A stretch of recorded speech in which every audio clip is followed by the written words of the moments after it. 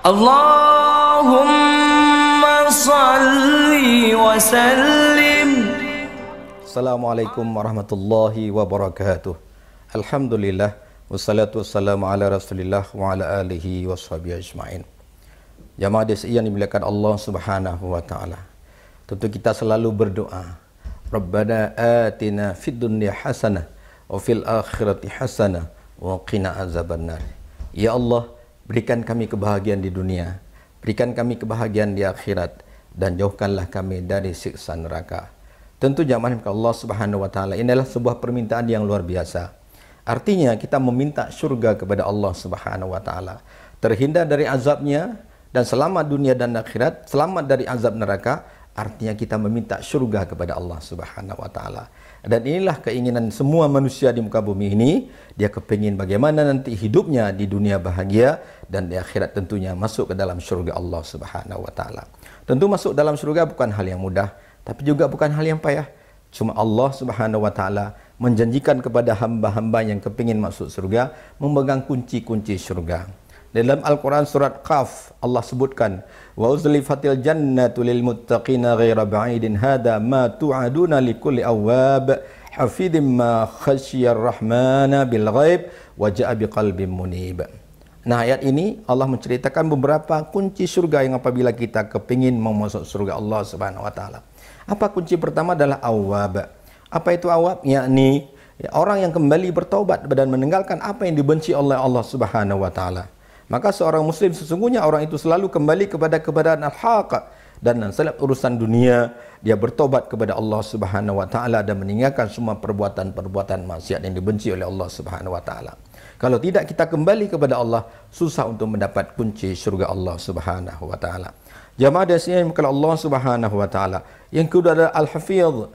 Hafidhnya ini adalah orang yang selalu menjaga janji dia.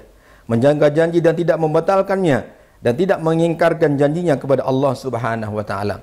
Kita barangkali sering menekan dalam salat kita, qul inna salati wa nusuki wa mahyaya wa mamati lillahi rabbil alamin. Katakanlah, sesungguhnya salatku, ibadahku, hidup dan matiku hanyalah untuk Allah Subhanahu wa taala, Tuhan semesta alam. Nah, ketika kita berjanji dengan Allah Subhanahu wa taala seperti ini, maka peganglah janji itu dengan sebaik-baiknya.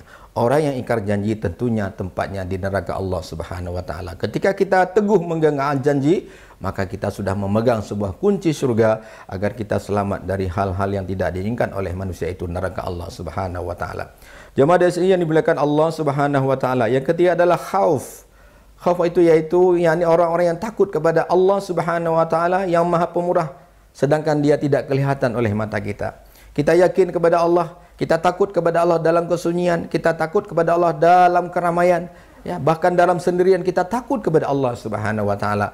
Orang yang merasa khauf dalam hatinya ini adalah dia sedang memegang sebuah kunci untuk dia memasukkan dirinya ke dalam surga Allah Subhanahu wa taala. Maka oleh karena itu takutlah kepada Allah di mana saja kita berada. Artinya apa? Bertakwalah kita kepada Allah di mana saja kita berada. Orang yang bertakwa kepada Allah di mana saja dia berada, maka dia sudah membawa dirinya, dia takut kepada Allah. Yang hari ini Allah tidak bisa kita lihat, tapi kita yakini bahwa Allah itu ada, Allah itu adalah Maha Kuasa, Allah memberi balasan yang baik dan yang buruk kepada hambanya, maka kita wajib takut kepada Allah, bukan takut kepada manusia. Jemaah yang demikian Allah Subhanahu wa taala. Yang keempat adalah qalbun munib. Apa itu qalbun munib? Yakni adalah orang-orang yang datang kepada Rabb dengan hati yang bertobat, hati yang bersih, hati yang suci, yaitu bertemu dengannya pada hari kiamat dengan hati yang bersih. Illa man atallaha biqalbin salib. Kecuali orang-orang yang menghadap Allah dengan hati yang bersih. Hati yang bersih. Betapapun banyak kita beribadah kepada Allah, kalau hati kotor, maka itu akan merusak semua amal kita. Apa itu hati kotor? Adalah mengisi hati dengan sifat-sifat tercela. Sifat-sifat yang dapat membatalkan amal ibadah kita, sifat-sifat yang dibenci oleh Allah Subhanahu wa taala. Maka ketika kita dilahirkan ke muka bumi ini, kita dalam keadaan bersih, hati kita bersih, pikiran kita bersih, hanya tok kepada Allah Subhanahu wa taala. Mari kita bersihkan terhadap apa yang pernah kita lakukan di dunia ini, terutama sekali kepada hati kita ini. Hati bisa membawa manusia kepada kebinasaan dan hati juga bisa membawa manusia kepada keridhaan Allah Subhanahu wa taala. Pemirsa yang dimuliakan Allah Subhanahu wa taala, 4 kunci syurga ini harus kita miliki kalau kepingin kita kembali kepada Allah dan memasuki syurga Allah Subhanahu wa taala. Jemaah yang dimuliakan Allah Subhanahu wa taala, para pemirsa DSI yang dimuliakan Allah Subhanahu wa taala, maka marilah kita mensucikan diri kita.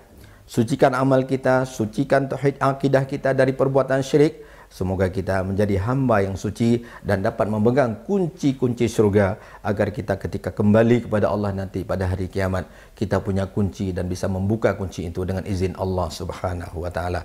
Pemirsa yang bukan Allah Subhanahu wa taala, mari kita beramal, bersegera menuju kepada keampunan Allah Subhanahu wa taala sebagaimana panggilan Allah, wasari'u ila maghfiratin min rabbikum wa jannatin 'arduhas samawati wal ard u'iddat lil muttaqin. Bersegeralah menuju kepada keampunan, kesucian lahir dan batin, bertaubat kepada Allah Subhanahu wa taala, meninggalkan keburukan-keburukan dan mengumpulkan kebaikan-kebaikan amal soleh agar kita mendapat ampunan Allah Subhanahu wa taala. Dan apabila sudah diampuni oleh Allah Subhanahu wa taala, tentu kita akan diberikan surga seluas langit dan bumi. Kepada siapa surga itu diberikan oleh Allah Subhanahu wa taala?